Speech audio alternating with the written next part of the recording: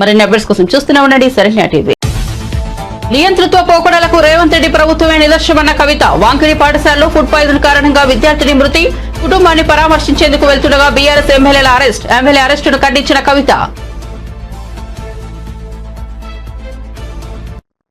పిల్లలకు అర్థమయ్యేలా భారత రాజ్యాంగాన్ని తీసుకురావాలన్న నారా లోకేష్. ఏపీ సెక్రటేరియట్ లో రాజ్యాంగ దినోత్సవ వేడుకలు హాజరైన ముఖ్యమంత్రి మంత్రులు. రాజ్యాంగ రూపకర్తలను అందరం స్మరించుకోవాలన్న లోకేష్.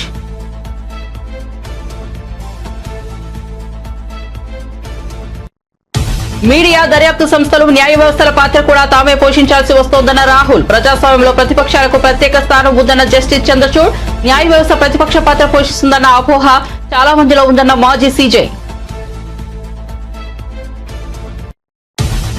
దర్శకుడు ఆర్జీ వ్యవహారంపై స్పందించిన డిప్యూటీ సీఎం. ఢిల్లీలో పవన్ కళ్యాణ్ కు మీడియా నుంచి ప్రశ్నలు. నా పని నేను చేస్తున్నా, పోలీసుల పని వాళ్ళు పోలీసులు చేస్తున్నారని వ్యాఖ్య. లా అండ్ ఆర్డర్ హోం మంత్రి చూస్తారు, నేను చేయడం లేదన్న పవన్. ఇక వార్త వివరాల్లోకి వెళ్తే నియంతృత్వ పోకడలకు తెలంగాణలోని రేవంత్ ప్రభుత్వమే నిదర్శనమని బీఆర్ఎస్ ఎమ్మెల్సీ కల్వకుంట్ల కవిత విమర్శించారు. గిరిజన హాస్టల్లో ఫుడ్ పాయిజన్ కారణంగా ఆసుపత్రిలో చికిత్స పొందుతూ మృతి చెందిన విద్యార్థిని శైలజ కుటుంబాన్ని పరామర్శించేందుకు బీఆర్ఎస్ ఎమ్మెల్యేలు కోవాలక్ష్మి, అనిల్ జాదవ్ బయలుదేరారు. అయితే వారిని పోలీసులు అదుపులోకి తీసుకున్నారు. ఈ అంశంపై కవిత స్పందించారు. రాజ్యాంగ దినోత్సవం రోజునే రాజ్యాంగ హక్కులను రేవంత్ రెడ్డి ప్రభుత్వం నీరుగారుస్తోందని విమర్శించారు. ప్రభుత్వ నిర్లక్ష్యం కారణంగా ఆసిఫాబాద్ జిల్లా వాంకిడి గిరిజన పాఠశాలలో ఫుడ్ పాయిజన్ కావడంతో నిమ్స్ ఆసుపత్రిలో చికిత్స పొందుతూ మరణించిన విద్యార్థిని శైలజ కుటుంబ సభ్యులను ఓదార్చడానికి వెళ్తున్న తమ పార్టీ ఎమ్మెల్యేలను అరెస్ట్ చేయడం దురదృష్టకరమన్నారు. భారత రాజ్యాంగాన్ని పిల్లలకు అర్థమయ్యేలా తీసుకురావాలని ఏపీ మంత్రి నారా లోకేష్ సూచించారు. వచ్చే ఏడాది నుంచి ప్రతి విద్యార్థికి బాలల భారత రాజ్యాంగం ఇవ్వాలని నిర్ణయించామని చెప్పారు. ఏపీ సెక్రటేరియట్ లో 75వ రాజ్యాంగ దినోత్సవ వేడుకలు నిర్వహించారు. ఈ కార్యక్రమంలో ముఖ్యమంత్రి చంద్రబాబుతో పాటు ఇతర మంత్రులు పాల్గొన్నారు. ఈ సందర్భంగా లోకేష్ మాట్లాడుతూ 1949 నవంబర్ 26న ప్రజలకు నిజమైన స్వాతంత్ర్యం వచ్చిందని అన్నారు. రాజ్యాంగ రూపకర్తలను అందరం స్మరించుకోవాలని చెప్పారు. పిల్లలు పెద్దలందరికీ అర్థమయ్యేలా రాజ్యాంగాన్ని అందుబాటులోకి తీసుకురావాల్సిన అవసరం ఉందన్నారు. పిల్లలే భారత భవిష్యత్తు అని చెప్పారు. సోదర భావం అందరికీ అందించారు. మనతో పాటు అనేక దేశాలకి స్వాతంత్రం వచ్చింది. కానీ ఈరోజు మనం చూస్తే వాళ్ళందరూ ఒక సంక్షోభంలో ఉన్నారు. కానీ భారతదేశమే ఒక సూపర్ పవర్ ఎదిగింది. దానికి కారణం మన రాజ్యాంగం. అనేక కులాలు, భాషలు, ప్రాంతాలు ఎన్నో సంక్షోభాలు ఎదుర్కొన్న ఈరోజు మనందరం ఒకే దేశంగా నిలబడ్డామంటే దాని గొప్పతనం మన రాజ్యాంగం. ఈ సందర్భంగా రాజ్యాంగం రూపకర్తను మనం స్మరించుకోవాల్సిన అవసరం ఉంది. రాజ్యాంగం కమిటీ అధ్యక్షుడిగా డాక్టర్ బిఆర్ అంబేద్కర్ గారు చేసిన కృషి ఒక చరిత్ర. సామాన్య దళిత కుటుంబంలో పుట్టి దేశానికి స్వేచ్ఛ, ప్రజలకి ప్రాథమిక హక్కులు, రక్షణ కల్పించిన గొప్ప వ్యక్తి డాక్టర్ బిఆర్ అంబేద్కర్ గారు.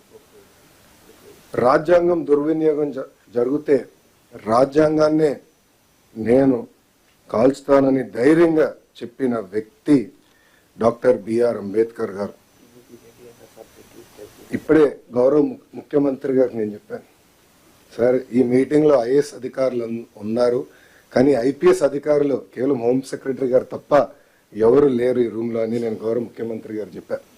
ఇది ఎందుకు చెప్పానంటే గడిచిన 5 సంవత్సరాలు రాజ్యాంగం విలువేంటో తెలుసుకున్న మొదటి వ్యక్తిని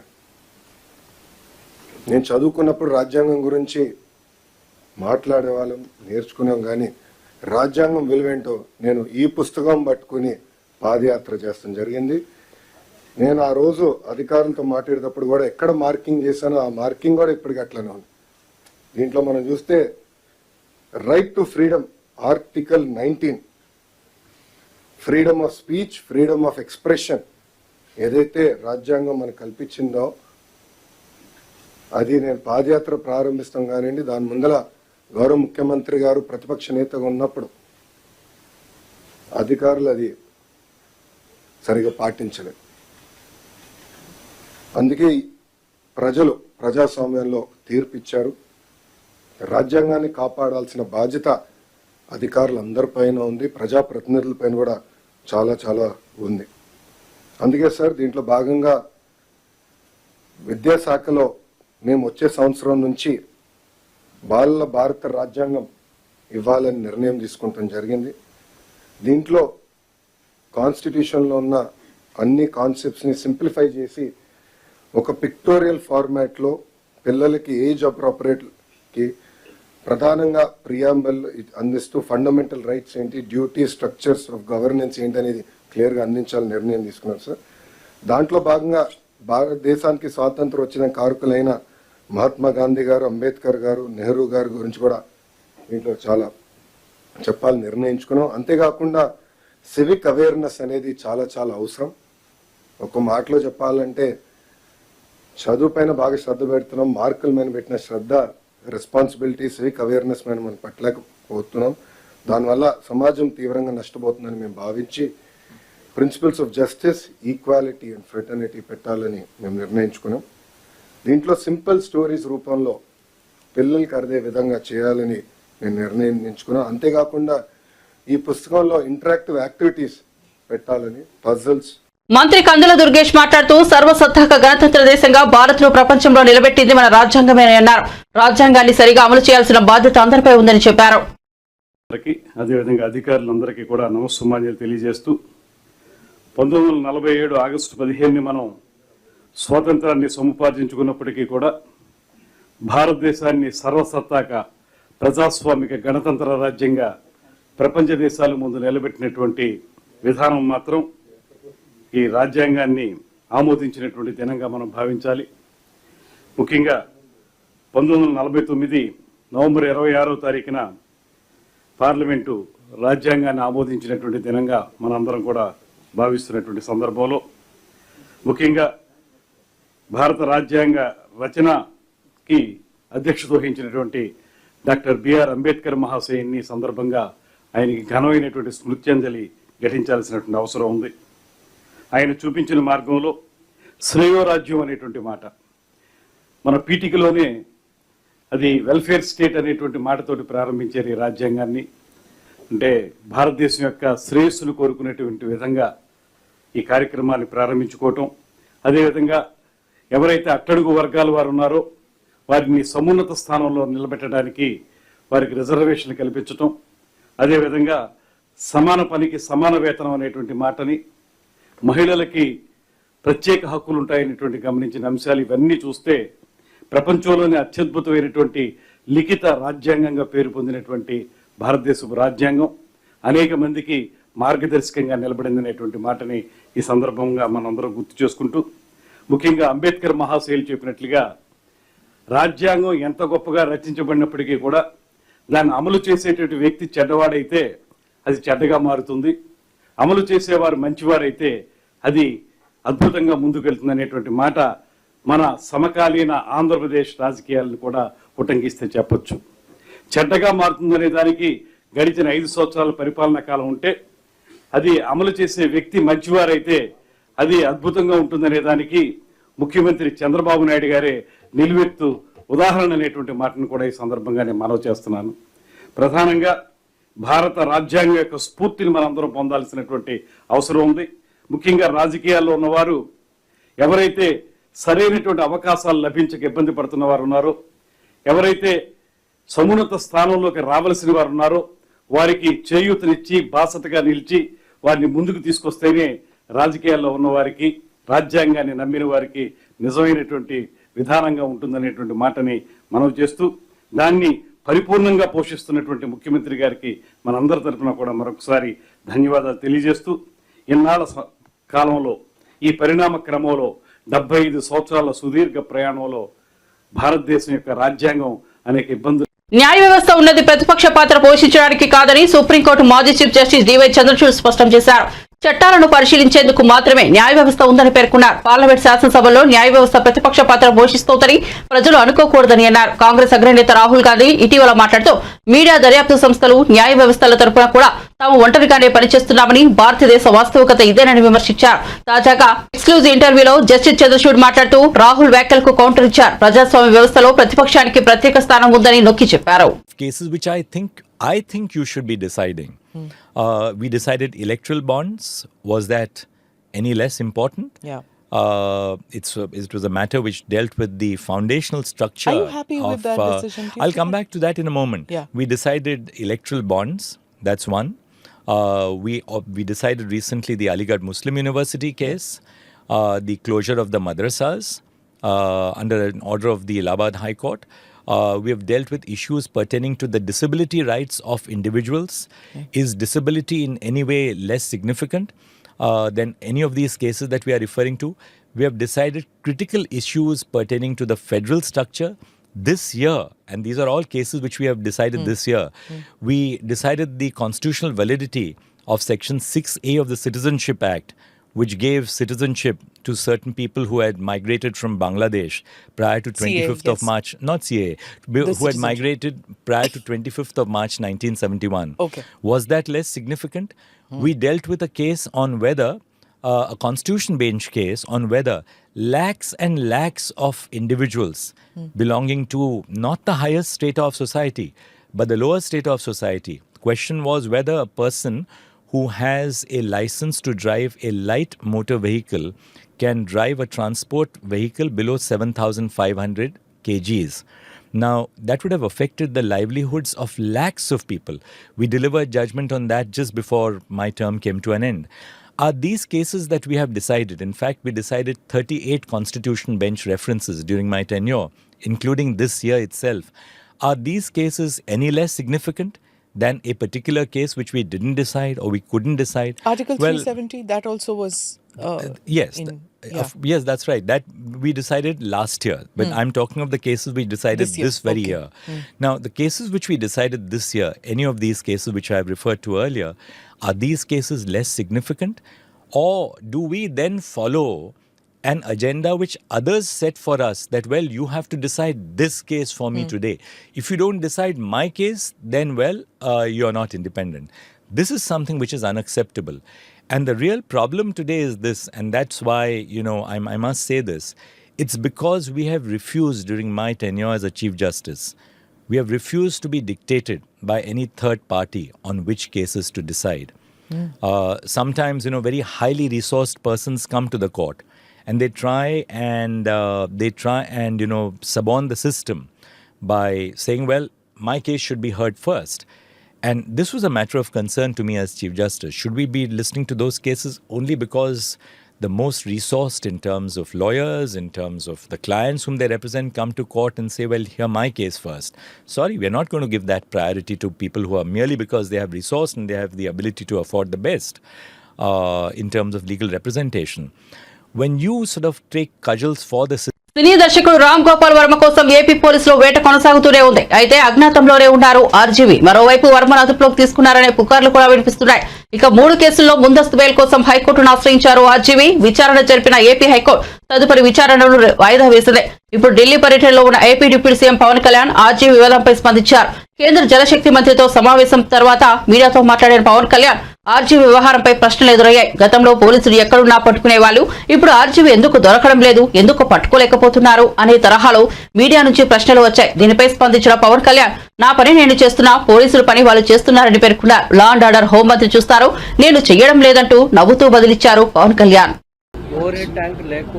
ఓవర్ హెడ్ ట్యాంక్స్ ఉన్నాయి, మనకి డ్రింకింగ్ వాటర్ మనకి ఎవరితో surface drinking water facility. Pipe designing లో వీళ్ళు చాలా బండగా ముండిగా పైపులు వేసి తవ్వేస్తున్నారు కదా, దానికి చాలా కన్సిడర్ చేయాలి. ప్రెషర్ ఎవరిని తీసుకుంటారా, లేదంటే ఎక్స్ట్రా మీటర్ ఏమైనా మోటార్లు వేసి తోడేస్తారా, వాటి ఏం చేయాలనేది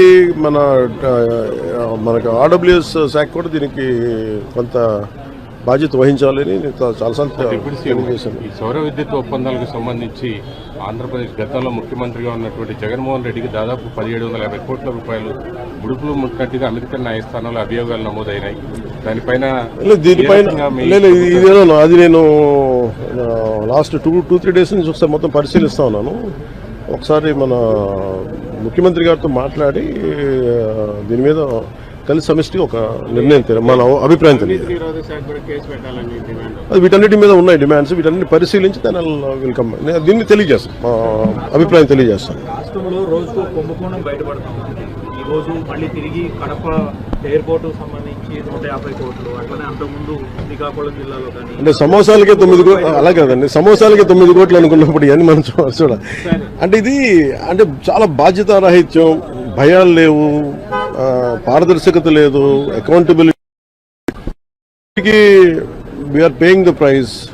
ఇదేంటి భవిష్యత్తులో ఇలాంటి పునరావృతం కాకుండా చూడాలి. ఒకటి వాళ్ళు చేసిన దానికి వాళ్ళని అకౌంటబిలిటీ తీసుకురావడం, రెండు భవిష్యత్తులో ఇలాంటి పునరావృతం కాకుండా ఉండటం, వీటన్ని రెండింటి మీద ఆలోచిస్తారు. సార్, ఆర్టీవీ నోటీసులకి స్పందించకుండా ఆయన తప్పించుకుని తిరుగుతున్నారు. ఆయన ఒక్కళ్ళే గారు, మిగతా చాలా మంది కూడా విచారణకు రమ్మంటే రాకుండా తప్పించుకుని తిరుగుతున్నారని చెప్తున్నారు. పోలీసులు ఆ విధంగా వాళ్ళు పట్టుకోలేకపోతున్నారా, లేకపోతే ఏంటి అసలు? అంటే చిత్తశుద్ధి లేదా పోలీసులకు వాళ్ళకి అరెస్ట్ చేయడానికి కానీ వాళ్ళు పట్టుకోవడానికి కానీ, లేదంటే వాళ్ళకి తిరుగుతున్నారా, ఏంటి sir? Let the police do their job, let me do my job. నా పని నేను చేసుకున్నాను, వాళ్ళ పని వాళ్ళు చేయాలి కదా. గత గవర్నమెంట్ లో అయితే ఎక్కడున్నా కూడా పట్టుకొచ్చేవాళ్ళు. అవునా? మాత్రం చెప్తున్నారు వాళ్ళు ఢిల్లీ నుంచి కూడా పట్టుకెళ్ళిన సందర్భాలు ఉన్నాయి. అలా అనిపించట్లేదా ఇప్పుడు? అంటే మీకు ఇప్పుడు చంద్రబాబు గారి మీద నందిగామలో దాడి చేసిన వాళ్ళు సింపుల్ గా కోర్టుకు వెళ్ళి వచ్చి మేము బయటకు వచ్చేసామని చెప్పి కాలర్ ఎగరేసుకునేటువంటి పరిస్థితి కనిపిస్తాం. సో ఎట్లా అంటే నేను ఒకటి లా అండ్ ఆర్డర్ హోమ్ నేను చేయట్లేదు. సో మీరు ఇది అడగాల్సింది మీరు ముఖ్యమంత్రి గారిని అడగాలి. కూటమి ప్రభుత్వం కాబట్టి కరెక్టే. అలాగే ఇప్పుడు నేను పంచాయతీరాజ్ గురించి అడిగితే నేను చెప్పగలను. కొన్ని ఇది మా ఇంటర్నల్ గా ఏం జరుగుతుందో ఒకసారి మీరు చెప్పినవన్నీ ఖచ్చితంగా నేనే దాన్ని తప్పించుకోవట్లేదు కదా, కానీ ఒక మాట చెప్పేటప్పుడు కొంచెం బాధ్యతగా చెప్పాలంటే. సో మీరు మా మీడియా మిత్రులు అడిగారు ఢిల్లీలో, ఇవన్నీ నేను ముఖ్యమంత్రి గారి దృష్టికిను హోంమంత్రి గారి దృష్టికి తీసుకెళ్తాను. ఏం చెప్పంటారు చెప్పండి, మీ మాటకు నేను తీసుకెళ్తాను. అంటే మిమ్మల్ని అంత ఇబ్బంది పెట్టినప్పుడు, అంత ధైర్యంగా ఆంధ్ర పోలీసు ఉన్నప్పుడు ఈ రోజు ఆంధ్ర పోలీసు ఎందుకు తట్టుపాయిస్తుంది? 9.5 ఏళ్ల బీఆర్ఎస్ పాలన కంటే మా కాంగ్రెస్ పాలన అన్ని రంగాల్లో మెరుగని కేటీఆర్ చర్చకు వస్తే ఆధారాలతో సహా నిరూపిస్తామని కాంగ్రెస్ ఎమ్మెల్యే ఎన్ఎం శ్రీనివాసరెడ్డి సవాల్ విసిరారు. గాంధీభవన్లో ఆయన మీడియాతో మాట్లాడారు. తనేదో ప్రజలకు ప్రతిపక్ష నేతగా చెప్పుకునేందుకు బీఆర్ఎస్ వర్కింగ్ ప్రెసిడెంట్ కేటీఆర్ నిత్యం సీఎం రేవంత్ రెడ్డి పైన, కాంగ్రెస్ ప్రభుత్వం పైన అవాకులు చవాకులు పేరుతున్నారని విమర్శించారు. బీఆర్ఎస్ ప్రభుత్వంలో కేటీఆర్ విదేశీ పర్యటన సందర్భంగా 1-2 ఎంఓయూలు జరిగినట్లుగా ప్రచారం చేసుకునేవారన్నారు. కాంగ్రెస్ పాలనలో తెలంగాణ రాష్ట్రానికి పెట్టుబడులు వెల్లువెత్తుతున్నాయని, పారిశ్రామిక రంగ పెట్టుబడులపై వారానికి 2-3 కంపెనీలు ఎంఓయూలు జరుగుతున్నాయని తెలిపారు. ప్రాంతంలో శంకుస్థాపన చేసుకోబోతా ఉన్నాం. కేటీఆర్ గారిని చూస్తే నవ్వొస్తుంది. ఎందుకు రేవంత్ రెడ్డి గారు మాటికి ఢిల్లీకి పోతున్నారు అని చెప్పి పదే వాళ్ళు చేసిన తప్పులను కప్పిపుచ్చుకునే క్రమంలో మాట్లాడుతూ ఉన్నారు. వాళ్ళు ఆ తప్పు చేసినరు. ఏ రోజు కూడా కేంద్రంతో మాట్లాడకుండా, కేంద్రంలోని పెద్దలతో మాట్లాడకుండా, వాళ్ళ నిధులను సహాయం అడగకుండా వాళ్ళు తప్పు చేసి వాళ్ళ అహంకారపూరిత వైఖరితోటి తెలంగాణ ప్రజలకు తీరని నష్టం చేసిండ్రు. అయ్యా, మన రాజ్యాంగ దినోత్సవం ఈరోజు. ప్రపంచంలోనే ప్రత్యేకమైన రాజ్యాంగాన్ని మనం రచించుకున్నాం. ఇటు రాష్ట్రాలకు అటు కేంద్రానికి సమాంతర హక్కులను కల్పించుకొని ఒక ఫెడరల్ స్టేట్గా మనం రూపాంతరం చెందినాం. కేంద్ర ప్రభుత్వం బాధ్యతలు కొన్ని, రాష్ట్ర ప్రభుత్వ బాధ్యతలు కొన్ని, ఇవన్నీ కలగలిపి విభిన్న జాతుల సమాహారంగా ఉన్న భారతదేశాన్ని అఖండంగా ఉంచడానికి ఆ రోజు రాజ్యాంగ నిర్మాతలు ఒక ఫ్రేమ్వర్క్ను, ఒక స్ట్రక్చర్ని ఎంచుకొని దాన్ని రాజ్యాంగంలో పొందుపరిస్తే దాన్ని తూచా తప్పకుండా ఈరోజు రేవంత్ రెడ్డి గారి కాంగ్రెస్ ప్రభుత్వం అమలు చేస్తూ ఉంది. లెక్కలు సరిగ్గా ఆయన గుర్తు లేకపోవచ్చు, కేంద్రంలో ఎన్ని మినిస్ట్రీలు ఉంటాయి, ఎవరి దగ్గర ఫండ్స్ ఉంటాయి, అవన్నీ ఆయనకు తెలియకపోవచ్చు. కానీ ఈరోజు నేను కేటీఆర్ గారికి ఒక మాట చెప్పదలుచుకున్నా. కేంద్రంలో ఈరోజు నరేంద్ర మోడీ గారి నేతృత్వంలో అనేక శాఖలలో 30 మంది క్యాబినెట్ మినిస్టర్లు ఉంటారు. 5 మినిస్టర్లు స్టేట్ మంత్రులైనా ఇండిపెండెంట్ ఛార్జ్. వీళ్ళందరినీ కూడా కలవాల్సిన బాధ్యత రాష్ట్రాల ముఖ్యమంత్రికి ఉంటుంది. ఎందుకంటే ప్రతి ముఖ్యమైన శాఖకు ఒక కేంద్ర మంత్రి ఉంటాడు. ఆ రాష్ట్రానికి, ఆ కేంద్ర శాఖకు రాష్ట్రంలో ఉన్న శాఖలకు సమన్వయం కావాలా, కేంద్రం నుంచి ఫండ్స్ రావాలా, కొంత కాంట్రిబ్యూషన్ కేంద్రం ఇస్తే కొంత కాంట్రిబ్యూషన్ రాష్ట్రం ఇస్తుంది. ఇది మనం రాజ్యాంగంలో పొందుపరుచుకున్న లేదా అడ్మినిస్ట్రేటివ్ నియమావళి ప్రకారం పొందుపరుచుకున్న అంశాలు. అంటే 35 మంది కేంద్ర మంత్రులను రాష్ట్ర ముఖ్యమంత్రులు వెళ్ళి కలిసి రాష్ట్రంలో జరిగే ప్రాజెక్టులు కావచ్చు, వాటికి నిధుల సమీకరణ కావచ్చు, పాలసీ అంశాలు కావచ్చు, లేదు భవిష్యత్తులో రాష్ట్రానికి తీసుకువచ్చే అంశాలు కావచ్చు, లేదు దేశానికి సంబంధించిన అంశాల పట్ల ఆ కేంద్ర మంత్రులతో మాట్లాడే, అభిప్రాయాన్ని పంచుకునే బాధ్యత ఒక యూనిటరీ స్టేట్ కాదు, ఒక ఫెడరల్ స్ఫూర్తితోటి ముఖ్యమంత్రులకు ఉంటుంది. అది కాంగ్రెస్ ముఖ్యమంత్రి రేవంత్ రెడ్డి గారు తూచా తప్పకుండా అమలు చేస్తూ ఉన్నాడు. అసలు మీరు రాజ్యాంగం చదివితే కదా, తెలంగాణలో భారత రాజ్యాంగం అమలు కాలేదు కదా. 2014 నుంచి వాళ్ళు గద్దె దిగేదాకా కేవలం కల్వకుంట్ల రాజ్యాంగం అమలైంది. కల్వకుంట్ల రాజ్యాంగంలో కేంద్ర మంత్రులను గాంధీ భవన్ లో టీపీసీసీ ఇంటలెక్చువల్ కమిటీ ఆధ్వర్యంలో రాజ్యాంగ దినోత్సవం నిర్వహించారు. TPCC intellectual committee chairman Ananthula Shyammohan అధ్యక్షతన జరిగిన ఈ సమావేశం టీపీసీసీ అధ్యక్షుడు మహేష్ కుమార్ గౌడ్ ముఖ్య అతిథిగా పాల్గొన్నారు. వారితో పాటు మాజీ ఎంపీ వి హనుమంతరావు తదితరులు పాల్గొన్నారు. ఈ సందర్భంగా పీసీసీ చీఫ్ మాట్లాడుతూ రాజ్యాంగంలో పొందుపరిచిన సామాజిక న్యాయాన్ని కులగణన ద్వారా అందించాలని రాహుల్ గాంధీ తాపత్రయపడుతున్నారని చెప్పారు. ఇటువంటి సందర్భంలో ముఖ్యమంత్రి రేవంత్ రెడ్డి ఒక అడుగు ముందుకు వేసి రాష్ట్రంలో కులగణన నిర్వహించడం హర్షించదగ్గ విషయమన్నారు. కులగణనలో రాష్ట్ర ప్రభుత్వం బ్రాండ్ అంబాసిడర్ గా మారిందన్నారు. ప్రతి తరగతిలో భారత రాజ్యాంగం పీఠిక ఉండేలా ప్రభుత్వాన్ని కోరతామన్నారు. రాజ్యాంగం పట్ల, ప్రజాస్వామ్యం పట్ల నమ్మకం సన్నగిలిన వేళ వారికి అనువుగా వారి పార్టీ యొక్క సిద్ధాంతాలుకి అనువుగా రాజ్యాంగాన్ని సమూలంగా మార్చాలని జరుగుతున్న ప్రయత్నాలు తిప్పికొట్టాల్సిన బాధ్యత ఈ దేశంలో ప్రతి పౌరుని మీద ఉంది. రాజ్యాంగం అనేది మనకు గ్రంథం, దాన్నే సమూలంగా మార్చాలనే ప్రయత్నాలు 2014 నుంచి ముమ్మరం చేశారు. ఇవాళ ఈ దేశంలో రాజ్యాంగం పరిపూర్ణంగా అమల్లో ఉండాలి అని నమ్మే వ్యక్తుల్లో గాంధీ కుటుంబం, రాహుల్ గాంధీ గారు. రాజ్యాంగంలో పొందుపరిచినటువంటి భాగమైనటువంటి సోషల్ జస్టిస్ కాస్ట్ని ఇవాళ కాస్ట్ సెన్సస్ ద్వారా దేశ ప్రజలకి అందించాలనేటువంటి తాపత్రయం కూడా రాహుల్ గాంధీ గారు పడుతున్నాడు. సందర్భంలో ఇక్కడ రాష్ట్ర ముఖ్యమంత్రి రేవంత్ రెడ్డి గారు ఒక అడుగు ముందుకేసి కుల సెన్సస్ చేపట్టడం అనేది కూడా ఇది హర్షించదగ్గ విషయం. తెలంగాణ యావత్ దేశంలో కుల సెన్సస్ విషయంలో తెలంగాణ ప్రభుత్వం, రాష్ట్ర ముఖ్యమంత్రి, డిప్యూటీ ముఖ్యమంత్రి గారు బ్రాండ్ అంబాసిడర్గా మారినట్టు సందర్భం. మన వెనక వచ్చే భవిష్యత్ తరాలకి ఈ దేశంలో సుఖ సంతోషాలు ఉండాలంటే పొందుపరుచుకున్నామో ప్రతి స్కూల్లో, ప్రతి క్లాస్లో ఉండే విధంగా ప్రభుత్వం చర్యలు తీసుకోవాలని నేను ముఖ్యమంత్రి గారిని మీ ద్వారా కోరుతాను. లెటర్ కూడా రాస్తాం. ప్రతి క్లాస్లో ప్రియాంబల్ పెట్టే విధంగా రాజ్యాంగం కూడా పిల్లలు 8th క్లాస్ నుంచే రాజ్యాంగం మీద కొంత అవగాహన కలిగే విధంగా వారికి. ముఖ్యమంత్రి రేవంత్ రెడ్డి ప్రజాపాలనను చూసి ఓర్వలేకే బీఆర్ఎస్ వర్కింగ్ ప్రెసిడెంట్ కేటీఆర్ నోటికొచ్చినట్లు మాట్లాడుతున్నారని ప్రభుత్వ వీర్ల ఐలయ్య విమర్శించారు. సీఎం చెప్పినట్లుగా కేటీఆర్ కు మైండ్ దొబ్బిందని ఘాటు వ్యాఖ్యలు చేశారు. కేటీఆర్ వ్యాఖ్యలపై స్పందించిన ఐలయ్య కేటీఆర్ కు మైండ్ ఉందా లేక అందులో అశుద్ధం ఉందో అర్థం కావడం లేదన్నారు. సైకోరామ్ తన శాడిజాన్ని చూపిస్తున్నారని, అతడు మెదడు అంతా రేవంత్ రెడ్డిపై అక్కసులు, ద్వేషం, పగతో నిండిపోయిందని ఆరోపించారు. కేటీఆర్ మొహంలో వికృతానందం, అహంకారం కొట్టొచ్చినట్లు కనిపిస్తున్నాయి. కళ్లల్లో ద్వేషం, ఒంటి నిండా ఉక్రోషంతో ఊగిపోతూ నోటికొచ్చినట్లు సొల్లువాగుడు వాగుతున్నాడని ఆగ్రహం వ్యక్తం చేశారు. ఆదాని సొంత ఫ్లైట్లో తిరిగి 10 సంవత్సరాలు దోస్తాన్ చేసి మీరు ఎట్లయితే తప్పులు చేస్తారో మేము కూడా అట్లా తప్పులు చేస్తున్నాడు మతి భ్రమించి ఇలా మైండ్ దొబ్బి కేటీఆర్ మాట్లాడుతుండు. కేటీఆర్ మాట్లాడిన మాటలో ఆయన ప్రెస్టేషన్ కానొస్తుంది. ఆయన ముఖ కవలికల్లో ఇలా ఏదో కోల్పోయినాము మేము తెలంగాణలో, అధికారం కోల్పోయినటువంటి ఆలోచన, అధికారం కోల్పోయినటువంటి మత్తులో ఇంకా కూడా తేరుకోపోతలేడు కేటీఆర్. మా గౌరవ ముఖ్యమంత్రి తెలంగాణలో ప్రజాపాలన ద్వారా వస్తున్నటువంటి ఆదరణ చూసి ఓర్వలేక ఏదైతే ఆదాని గారు స్కిల్ యూనివర్సిటీ కోసం 100 కోట్లు ఇస్తే మా గౌరవ ముఖ్యమంత్రి సమస్యలకు తావు ఇవ్వద్దు, ఎక్కడ కూడా ఏ విధమైనటువంటి లొసుగులు కానీ లోటుపాట్లు ఉండొద్దని చెప్పి ఇచ్చిన 100 కోట్లని వెనక్కి పంపిస్తే ఇవాళ స్కిల్ యూనివర్సిటీని బదనాం చేయాలని చెప్పి, స్కిల్ యూనివర్సిటీ డెవలప్ అవ్వద్దని చెప్పి కేటీఆర్ పిచ్చి మాటలు మాట్లాడుతున్నాడు.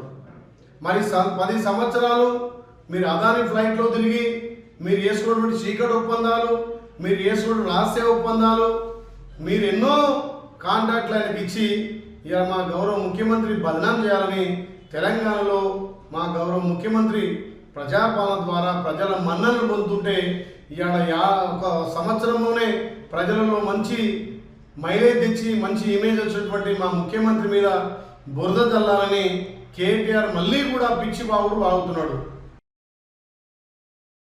నైరుతి బంగాళాఖాతంలో బలపీడన వాయుగుండం గడిచిన 6 గంటల్లో గంటకు 12 కిలోమీటర్ల వేగంతో కదులుతూ తీవ్ర వాయుగుండంగా రూపాంతరం చెందినట్టు ఏవీ విపత్తుల నిర్వహణ సంస్థ ప్రకటించింది. ప్రస్తుతానికి ట్రిమ్ కోమలికి ఆగ్నేయంగా 310 కిలోమీటర్ల దూరంలో, నాగపట్నానికి దక్షిణ ఆగ్నేయంగా 590 కిలోమీటర్లు, పుదుచ్చేరికి దక్షిణ ఆగ్నేయంగా 710 కిలోమీటర్లు, చెన్నైకి దక్షిణ ఆగ్నేయంగా 800 కిలోమీటర్ల దూరంలో కేంద్రీకృతమైన తీవ్ర వాయుగుండం ఉత్తర వాయువు దిశగా కదులుతూ నవంబర్ 27న తుఫానుగా మారే అవకాశం ఉందని పేర్కొంది. ఆ తదుపరి 2 రోజుల్లో శ్రీలంక తీరం దాటి ఉత్తర వాయు దిశగా కదులుతూ తమిళనాడు తీరం వైపు వెళ్లేందుకు అవకాశం ఉందని, దీని ప్రభావంతో దక్షిణ కోస్తాలో నవంబర్ 26 నుంచి 29 వరకు అక్కడక్కడ మోస్తారు నుంచి భారీ వర్షాలు కురుస్తాయని తెలిపింది. చాలా చోట్ల తేలికపాటి నుండి మోస్తారు వర్షాలు కురిసే అవకాశం ఉండగా వరి కోతలు, ఇతర వ్యవసాయ పనుల్లో రైతులు తగిన జాగ్రత్తలు తీసుకోవాలని సూచించింది. ఇక నవంబర్ 27వ తేదీ నుంచి 29వ తేదీ వరకు మత్స్యకారులు సముద్రంలోకి వేటకు వెళ్లరాదని ఏపీ విపత్తుల నిర్వహణ సంస్థ ఒక ప్రకటనలో వెల్లడించారు. బులెటిన్ ముగించే ముందు హెడ్లైన్స్ మరోసారి చూద్దాం. నియంతృత్వ పోకడలకు రేవంత్ రెడ్డి ప్రభుత్వమే నిదర్శనమన్న కవిత. వాంకిడి పాఠశాలలో ఫుడ్ పాయిజన్ కారణంగా విద్యార్థిని మృతి. కుటుంబాన్ని పరామర్శించేందుకు వెళ్తుండగా బీఆర్ఎస్ ఎమ్మెల్యేల అరెస్ట్. ఎమ్మెల్యే అరెస్టును ఖండించిన కవిత. పిల్లలకు అర్థమయ్యేలా భారత రాజ్యాంగాన్ని తీసుకురావాలన్న నారా లోకేష్. ఏపీ సెక్రటేరియట్ లో రాజ్యాంగ దినోత్సవ వేడుకలు. హాజరైన ముఖ్యమంత్రి, మంత్రులు. రాజ్యాంగ రూపకర్తలను అందరం స్మరించుకోవాలన్న లోకేష్.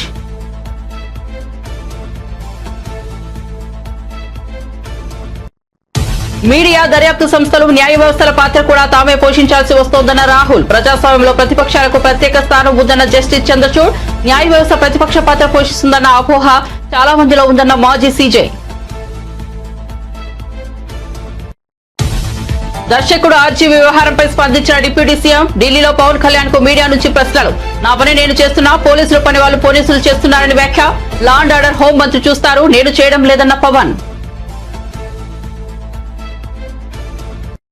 నెబర్స్ కోసం చూస్తూనే ఉండండి శరణ్య టీవీ.